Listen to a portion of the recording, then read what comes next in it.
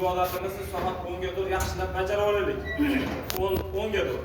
Chunki 10 ga doğru deganim bu esa 10 dan keyin kelamizda birato'la inshaalloh usul qilamiz. Xushbo'y narsalar usul qilib bo'lganimizdan keyin umuman sepilmasin. Lak shunga o'xshagan narsalarni umuman qo'ymaymiz. O'zimiz holatimiz bo'yicha inshaalloh kiyadigan ash ihromiylarni kiyasizlar. Shu bo'yi hatto badaninglarga ozor bermaylar, bitta tukun ham yurmaylar. Sochlarga juda ehtiyotkorlik bo'linadi, ularni bajarmoqimiz zarur. Shuning uchun endi 10 dan keyin shega qaytib kelamiz.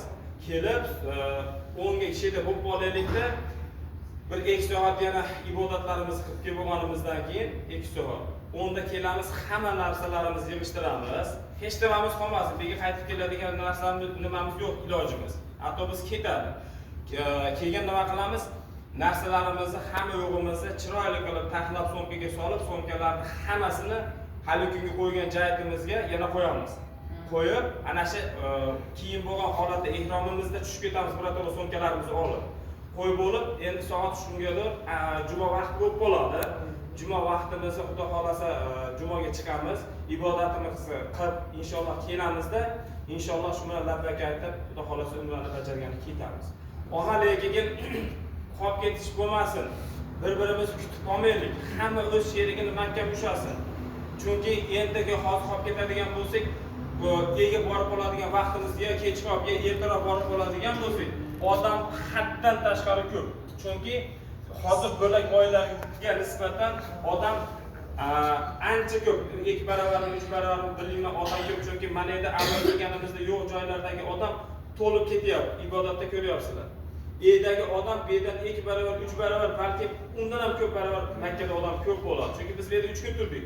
Hamma 2 kun turib ketyapti-da, 10 kun, 15 kun oylab turadigan odamlar bor. Bilaylik, e'da odam juda ko'p bo'ladi.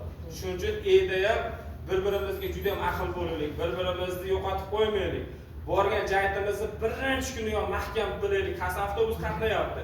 Telefoninglar boringlar, telefonga avtobusni nomerini olib olinglar. Qaysi mehmonxona nomerini olib solishtirib birpas topib olasizlar. Undan keyin Xudo xolasa inshaalloh mana yerda birgalashib ketamiz. Xudo xolasa keyin ichkaridagilarga ham shunday tushuntirib qo'yasizlar. Bir-birimizni yo'qotib qo'ymaylik. Hozirgi holatda ham boradiganlar, hozir majburiy ekan demaylikda, yana bor ibodat qiladiganlarga. Bo'lmasa soat 10 ga doğru hamma yo'g'inglarni yig'ishtirib, bo'lak qilib holinglar usul qo'yinglar. 10 da kelib birinchi o'rinda sizlar nima qilinglar? So'mkalar usul qo'yg'inglar ma'qulroq. Chunki keyin narsalarni yig'ishtirib, qolgan kiyim-kechaklar ham shunda nimaga chiqib kirib ketadi-da, so'mkalarga.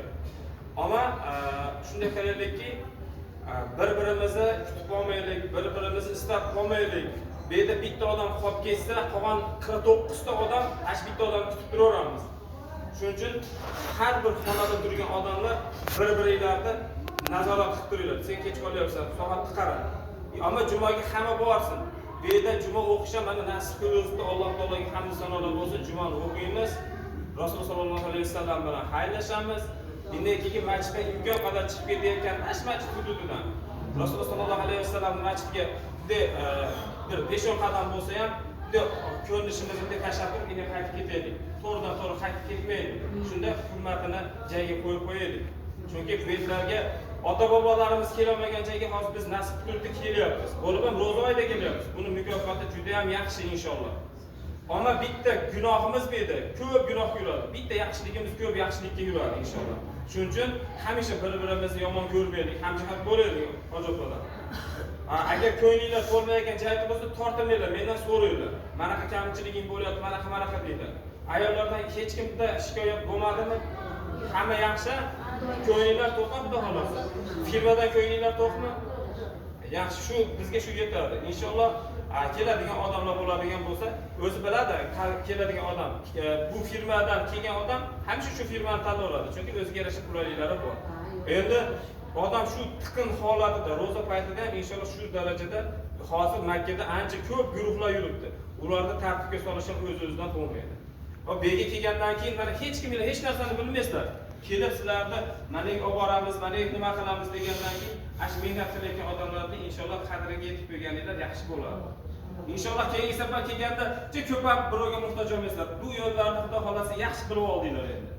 Alloh qayta chaqirishsin hammamizni. Kelmaganlarni ham chaqirsin. Xo'p, sizlarga Xudo xolasa yetarli bo'ldim, kamchiliklar bo'lsa aytinglar, men javobini qo'ldan kelganicha beraman. Aytinglar, bo'lgan holatda jumaga borib xuddi shunday. Ehrom Xudo xolasa jumadan kelamiz, mehmonxonaga chiqmaymiz.